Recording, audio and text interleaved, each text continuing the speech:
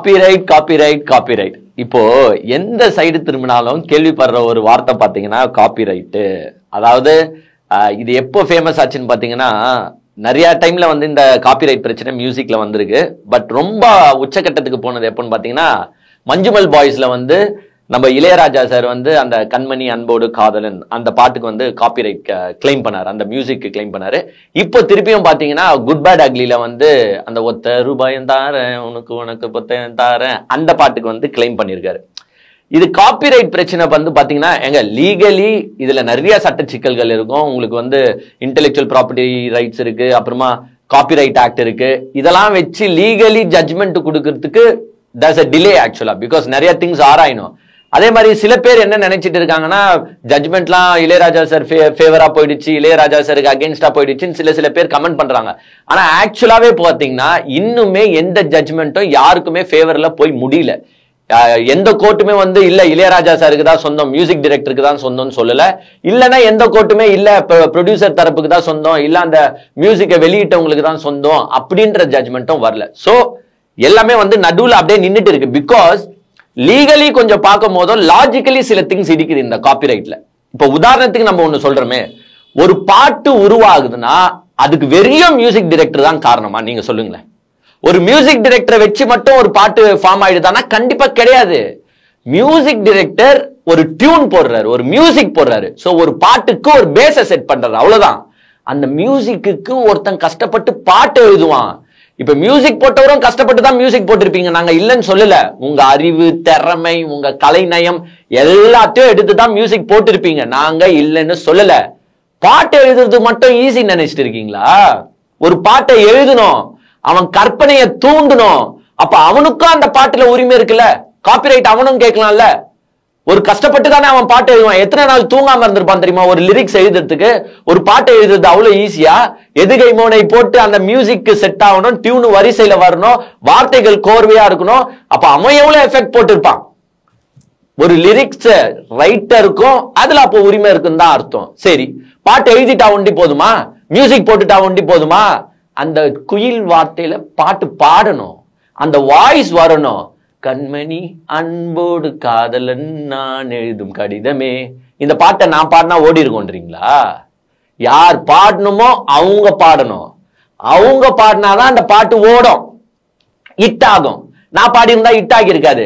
So எல்லாராலையும் பாட்டு பாட முடியுமானா எல்லாராலையும் பாட்டு பாட முடியாது. அப்ப அவங்களும் காப்பி ரைட்ஸ் கேட்கலாம்ல. இப்ப ஒரு பாட்டை கஷ்டப்பட்டு பாடி இருப்பாங்க, அவங்க வாய்ஸ் அவங்க மெயின்டைன் பண்ணணும். இப்ப நம்மளால நம்ம வாய்ஸை மெயின்டைன் பண்ண முடியுமா? முடியாது.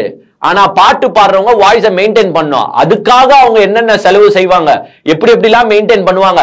இப்ப நம்ம போற போக்குல எல்லா தண்ணியும் குடிப்போம், எல்லாத்தையும் சாப்பிடுவோம், எல்லாத்தையும் இது பண்ணுவோம். ஆனா பாட்டு பாடுறவங்க அப்படி பண்ண முடியுமா? அவங்க வந்து அவங்க வோக்கல் ஸ்ட்ரென்த்தை மெயின்டைன் பண்ணணும். அப்ப அவங்களும் பல தியாகங்களை தானே செய்யறாங்க. இப்ப எஸ்பிபி சார்லாம் எடுத்துக்கோங்க, மூச்சு விடாம பாட்டு பாடி இருப்பாரு, எவ்வளவோ பாட்டு பாடி இருக்காரு. அமர்கலம் பாட்டு எடுத்துக்கோங்க, அதுல எப்படி மூச்சு விடாம பாட்டு பாடி இருப்பாரு. இதெல்லாம் எல்லாராலையும் பாட முடியுமா? பாட முடியாது. சோ சில பாடகர்களால தான் பாட முடியும். அப்ப அவங்களும் சாக்ரிஃபைஸ் தானே பண்றாங்க, அவங்களும் கஷ்டப்பட்டு தானே பண்றாங்க, அவங்களும் போற போக்குல ஒன்னும் பாடி போட்டு போலியே. அப்ப அவங்களுக்கும் ஒரு பாட்டுல காப்பிரைட்ஸ் இருக்கா இல்லையாங்க? சோ லாஜிக்கலி நிறைய பிரச்சனை. சரி, மியூசிக், பாட்டு எழுதினவர், பாட்டு பாடினவர், இது மட்டும் இருந்தா போதுமா? அந்த செட்டை ஃபார்ம் பண்ணணும், அந்த கலைநயத்தை பின்னாடி காட்டணும். இப்ப கண்மணி அன்போடு காதலன் அந்த கொகையில எடுத்தனாலதான் அது இட்டாச்சு. அதே தூக்கிட்டு போய் எங்கன்னா பீச் ஓரத்துல நின்று பாடி இருந்தா அந்த பாட்டு இட்டாகி இருக்குமா? சோ கலைநயம் அங்கேயும் இருக்கு, கேமராமேன் கிட்ட இருக்கு. ஒரு பாட்டை அழகா காட்டணும், அந்த கேமராமேனு பேக்ரவுண்ட் போட்டவங்க கிட்ட இருக்கு, அந்த டிரெக்டர் கிட்ட இருக்கு, ப்ரொடியூசர் கிட்ட இருக்கு, எல்லார்கிட்டயும் இருக்கு. சரி, இதெல்லாம் பண்ணிட்டா மட்டும் போதுமா? சில பாட்டு மியூசிக்கையும் தாண்டி அந்த நடனத்தால மட்டுமே ஃபேமஸ் ஆன பாட்டுலாம் இருக்கு. 1008 பாட்டு இருக்கு, வெறும் ஸ்டெப்ஸுக்காக ஃபேமஸ் ஆன பாட்டு. மியூசிக் இருக்கட்டும், லிரிக்ஸ் இருக்கட்டும், டான்ஸ், கோரியோகிராஃபர். அந்த கோரியோகிராஃபர் உண்டி நான் சும்மா வந்து கை கால ஆட்டி விட்டு போயிடுவான்னு நினைச்சுருக்கீங்களா? அவன் யோசிக்கணும், இந்த பாட்டுக்கு எப்படி ஸ்டெப்ஸ் போடலாம், இந்த லைன் வருது, இந்த லைனுக்கு எப்படி ஸ்டெப்ஸ் போடலாம், அதுவும் இந்த ஆக்டரை வச்சு போடணும், இந்த ஆக்டர் கொஞ்சம் ஃபாஸ்ட் ஆடுவாரு, இந்த ஆக்டர் கொஞ்சம் ஸ்லோவா ஆடுவாரு, இவங்களை வச்சு நம்ம ஸ்டெப்ஸ் போடணுமே, எப்படி போடணும் அப்படின்ட்டு அவன் எவ்வளவு நாளா யோசிச்சிருப்பான் டான்ஸ் ஆடுறவன். நீங்களே சொல்லுங்க. இத போற போக்குல மியூசிக் ஒண்டி தாங்க ஒரு பாட்டுக்கு முக்கியம் அப்படின்றதுலாம் கிடையாது. அதுல எவ்வளவு பேரோட ஒர்க்ஸ் இருக்கு. இப்போ நீங்க ஒரு டியூனா வச்சு அந்த டியூனை ரிலீஸ் பண்ணிடுறீங்க, அந்த டியூனுக்கு மட்டும் நீங்க உரிமை கொண்டாடினீங்கன்னா பரவாயில்ல. பட் பாட்டுன்றது அது பல பேருடைய ஒர்க் அதுல இன்வால்வ் ஆகி இருக்கு. மியூசிக் போட்டவரு, பாட்டு எழுதினவரு, பாட்டு பாடினவரு, டான்ஸ் போட்டவரு, மொத்தத்துல அது எல்லாத்தையும் உருவாக ஒருத்தன் காசை போட்டு இருப்பான்லங்க. கொஞ்சோன்னு நினைச்சு பாருங்களேன். இப்போ உனக்கு காசு கொடுக்கல, மியூசிக் போட்டிருப்பியா? உனக்கு காசு கொடுக்கல, பாட்டு பாடி இருப்பியா? உனக்கு காசு கொடுக்கல, நீ டான்ஸ் போட்டிருப்பியா? ஆப்வியஸா இல்லல்ல. சோ நம்ம என்ன பண்றோம்? காசை வாங்கிக்கிறோம். அந்த மியூசிக்கான காசு, அந்த பாட்டு பாடுறதுக்கான காசு, அந்த டான்ஸ் போடுறதுக்கான காசை நம்ம ப்ரொடியூசர் கிட்ட இருந்து வாங்கிக்கிறோம். வாங்கிட்டு தான் இதெல்லாம் நம்ம பெர்ஃபார்ம் பண்றோம்.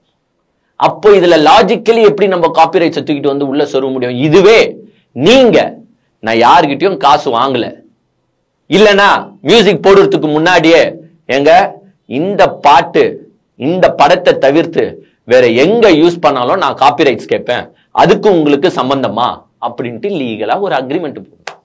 அப்படி போடாத பட்சத்தில் அதை உருவாக்கியவன் யார்? ப்ரொடியூசருங்க. துட்டு குத்துருக்காங்க எல்லாத்துக்கும். அப்ப அவனுக்கு என்னதான் உரிமை? நீங்க சொல்லுங்க. சரி, நீங்க போடுற டியூன்லயே சரி சார் இதை வச்சுக்கலாம்னு சொல்லிட்டு அவன் போக மாட்டான். அவன் உட்காருவான். சார் சீன் இப்படி இருக்கு சார், டிரெக்டரும் ப்ரொடியூசரும் சீன் இந்த மாதிரி சீன் சார், ஒரு லவ் சீனு, ஸோ இந்த டியூன் செட் ஆகாது சார், நீங்க இந்த மாதிரி போடணும் சார் அப்படின்ட்டு அவன் கேட்பான். அப்ப அதெல்லாம் நம்ம ஃபார்ம் பண்றோம். அப்ப அவனோட மூளையும் இங்க ஒர்க் ஆகுது இல்ல, அப்ப அவனும் காப்பிரைட்ஸ் தானே கேட்கணும். அவன் துட்ட போட்டுட்டு உட்கார்ந்து இருக்கானே, பாட்டும் அவனுக்கு தான் உரிமை. படமா இப்போ ஒரு படத்தை வந்து ரீ ரிலீஸ் பண்ணணும்ன்றீங்க, யாருகிட்ட கேட்பீங்க? இல்ல சொல்லுங்க. படத்தை ரீ ரிலீஸ் பண்றீங்க, அப்போ நீ டைரக்டர் கிட்ட கேட்பியா, ப்ரொடியூசர் கிட்ட கேட்பியா? ப்ரொடியூசர் கிட்ட தானே கேட்கிறோம். ஏன்? அந்த படத்தை அவன் தான் துட்டு போட்டு ப்ரொடியூஸ் பண்ணிருக்கான், சோ அவன் கிட்ட கேட்கிறோம். ஏன் அவன் கிட்ட கேட்கணும்? டிரெக்டர் கிட்ட கேட்கலாமே.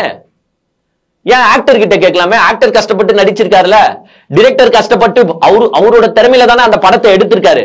பாரு, இங்க ஷூட் பண்றோம், அங்க ஷூட் பண்றோம், இங்க போறோம், அங்க போறோம். அவர் தானே ஷூட் பண்றாரு, அவர் தானே ஆக்டர்ஸ் கிட்ட இருந்து அந்த நடிப்பை வர வைக்கிறாரு. அவர்கிட்ட தானே காப்பிரைட்ஸ் கேட்கணும். ஏன் ப்ரொடியூசர் கிட்ட கேட்கிறோம்? பிகாஸ் ப்ரொடியூசர் எல்லாருக்கும் சம்பளத்தை கொடுத்துட்டாப்ல. டிரெக்டருக்கு தம்பி உனக்கு எத்தனை கோடி வச்சுக்கோ, ஆக்டருக்கு தம்பி உனக்கு எத்தனை கோடி வச்சுக்கோ, ஹீரோயினுக்கு தங்கச்சி உனக்கு எத்தனை கோடி வச்சுக்கோ. முழு படம் யாருக்கு சொந்தம்? ப்ரொடியூசருக்கு சொந்தம். அதனாலதான் ஒரு மூவி ரீ ரிலீஸ் பண்ணாலோ இல்ல மூவில இருந்து எதனா கிளிப்பிங்ஸ் எடுத்தாலோ நம்ம ப்ரொடியூசர் கிட்ட இது கேட்கிறோம், காப்பிரைட்ஸ் கேட்கிறோம். அதே மாதிரிதானே பாட்டுக்கும் வரும். பாட்டுக்கும் மியூசிக் காசு குத்துறாருல, இளையராஜா சார் காசு வாங்கியிருப்பார்ல. இப்போ ஒன்னும் இல்ல, ஒத்த ரூபாயும் தாரன் சாங் வச்சுக்கோங்க. இப்ப குட் பேட் அக்லில கேட்டிருக்கீங்களே, அதுக்கு உங்க மியூசிக்கை ஒண்டி வச்சு அந்த பாட்டு ஹிட் ஆயிடுச்சா? அதுக்கு டான்ஸ் இருக்கு, அதுக்கு லிரிக்ஸ் எழுதுனாங்களே, அந்த வார்த்தை ஒத்த ரூபாயும் தாரன், யார் இதை பாடுனா, யார் இதை எழுதுனா, அவங்களுக்கும் தானே சொந்தம். மியூசிக் போட்ட உங்களுக்கு மட்டும் தூக்கி எல்லாத்தையும் கொடுத்துருவாங்களா? அவங்களுக்கும் உரிமை இருக்குல்ல. இது போங்க, குணா படத்துக்கு போங்க, கண்மணி அன்போடு காதலன் நான் எழுதும் கடிதமே, அந்த வேர்ட்ஸ்லாம் லிரிக்ஸ். மியூசிக் ஒரு சைடு இருக்கட்டும், பாட்டை எழுதுனா வாலி சார், சட்டப்படியா பாத்தீங்கன்னா அவருக்கு தான் முழு உரிமை போய் ஆகணும். அது என்ன மாதிரி வார்த்தைகள், அந்த கோர்வையான வார்த்தைகள் இல்லைன்னா அந்த பாட்டே அவுட்டு. கமல் சாரோட நடிப்பு இல்லைன்னா அந்த பாட்டே அவுட்டு. அந்த கொகை இல்லைன்னா அந்த பாட்டே அவுட்டு. வெறும் மியூசிக்கை வச்சு ஒண்டி ஒரு பாட்டை ஓட்ட முடியாது. அப்படி உங்களுக்கு காப்பிரைட்ஸ் வேணும்னா நீங்க என்ன செய்யணும்? நீங்களே தனியா ஒரு ஆல்பம் போடுங்க, இளையராஜாஸ் ஆல்பம்னு போட்டு அங்க எல்லாமே நீங்களே ப்ரொடியூஸ் பண்ணிக்கோங்க, நீங்களே சிங்கரை வச்சுக்கோங்க, நீங்களே லிரிக்ஸ் ரைட்டரை வச்சு நீங்களே காசை போட்டு அவங்கள பாட சொல்லிட்டு அப்புறமா this song is completely for me, என்னோட காப்பிரைட்ஸ் தான், இந்த பாட்டை வந்து யாரா எடுத்து யூஸ் பண்ணீங்கன்னா என்கிட்ட பேமெண்ட் கொடுத்து தான் யூஸ் பண்ணு போட்டுக்கோங்க. அந்த பட்சத்துல நீங்க யூஸ் பண்ணிக்கலாம். ஆனா ஒருத்தர் கிட்ட இந்த சம்பளம் வாங்கிட்டு ஒரு வேலையை செஞ்சு கொடுத்துட்டு அது எனக்கு தான் ஓனர்ஷிப்னு கேட்டா அதுதான் அங்க இடிச்சிட்டு இருக்கு, கோர்ட்ல இடிச்சிட்டு இருக்கு. எல்லாருமே கேட்கலாமே காப்பிரைட்ஸ், அதுனா மியூசிக் டைரக்டர் மட்டும் கேட்கறது. இப்போ ஒரு வீடு கட்டுறோம், இன்ஜினியர் கிட்ட பொறுப்பை கொடுக்குறோம், இன்ஜினியர் கிட்ட காசும் கொடுத்துடுறோம். அந்த இன்ஜினியரே வீடை கட்டுறாரானா கிடையாது, அவர் தான் டிரெக்டர்னு வச்சுக்கோ. என்ன செய்யறாரு அவரு? சித்தாளு, பெரிய ஆளு, சிமெண்ட் போடுறவன், கல்ல தூக்குறவன், அவ்வளவு பேருக்கும் வேலை தராரு. வீடை கட்டுறது யாரு? அந்த சித்தாள் கொத்தனார் தான். நாளைக்கு வீடு என்னதான் சொந்தம்னு அவங்க கேட்க முடியுமா? அப்ப துட்ட குத்துட்டு உக்காந்துக்கிறோம், நான் காமெடி பீஸா? சோ இவ்வளவு விஷயங்கள் இருக்கு. ஒரு பாட்டு தேவா சார் சொன்னார் பாத்தீங்க, ஏங்க என் பாட்டை எடுத்து இப்ப யூஸ் பண்றாங்கன்னா எனக்கு சந்தோஷங்க, ஐ எம் ரியலி ஹாப்பிங்க. என்னோட பாட்டு 2K கிட்ஸுக்கு போய் சேருதுன்னா நான் ஐ ரியலி ஃபீல் ஹாப்பினா இருப்பாருங்க. அதுதான் பெர்மிஷன் கேட்கறாங்க, பெர்மிஷன் கேட்கல, அதுதான் ஒரு இது. உங்களை இந்த காலத்துக்கும் தூக்கிட்டு வந்து 2K கிட்ஸ் கிட்ட விடுறாங்க பாருங்க. அதெல்லாம் வந்து சந்தோஷமா எடுத்துட்டு போனோங்க. நம்ம மியூசிக் இவ்வளவு ட்ரெண்டிங்ல போகுது, ஆனா நான் ஒண்டிதான், நான் மட்டும்தான் இதற்கு காரணம், என்னாலதான் அந்த பாட்டு உருவாகிச்சு அப்படின்னு சொல்லக்கூடாதுங்க. அது தப்பு. வெறும் மியூசிக் மட்டும்தான் ஒரு பாட்டுக்குன்னு கிடையாது, எல்லாரோட உழைப்பும் அதுல இருக்கு. அதை கொஞ்சம் புரிஞ்சுக்கோங்க. சில பேர் இப்படி சொல்லுவீங்க, சில பேர் அப்படி சொல்லுவீங்க. சில பேர் இந்த வீடியோ பார்த்துட்டு நீங்க கமெண்ட்ஸ்ல தெரிவிங்க எதுதான் உண்மையா யாருக்கு தான் போவோம் அப்படின்னு சொல்லுங்க. பட் அதை தான் உயர் நீதிமன்றம் எடுத்துக்குமானா கிடையாது. அவங்க பாயிண்ட் ஆஃப் வியூல அவங்க லீகலி இது பண்ணணும், அந்தந்த சட்டத்தை எல்லாம் படிச்சுட்டு அவங்க அதுக்கேற்ற மாதிரி ஜட்மெண்ட் அவங்க தருவாங்க. பட் இது வரைக்கும் எதுவுமே யாருக்குமே ஃபேவரா போல அப்படின்றத